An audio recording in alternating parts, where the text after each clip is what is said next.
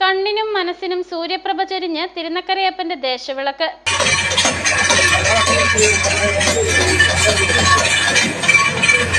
ക്ഷേത്രത്തിന്റെ 4 നടകളിലായാണ് ഭക്തജന സഹസ്രങ്ങൾ നക്കരക്കുന്നിലപ്പന് ദേശവിളക്കൊരുക്കിയത്.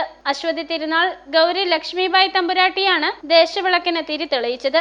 ആദ്യമായാണ് കിഴക്കേ നടയിൽ ദേശവിളക്ക് ഒരുങ്ങുന്നത്. ക്ഷേത്ര ഉപദേശക സമിതി president TC Ganesh, general secretary Ajay T Nair, Devaswom administrative officer PK Leena തുടങ്ങിയവർ പരിപാടിക്ക് നേതൃത്വം നൽകി.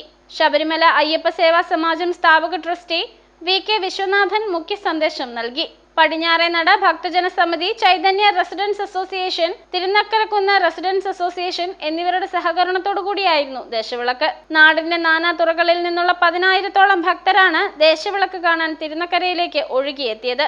ഇന്നാണ് പള്ളിവേട്ട. നാളെ ആറാട്ടോടുകൂടി ഈ വർഷത്തെ തിരുവുത്സവത്തിന് സമാപനമാകും. മേഘദൂത് ന്യൂസ്, കോട്ടയം.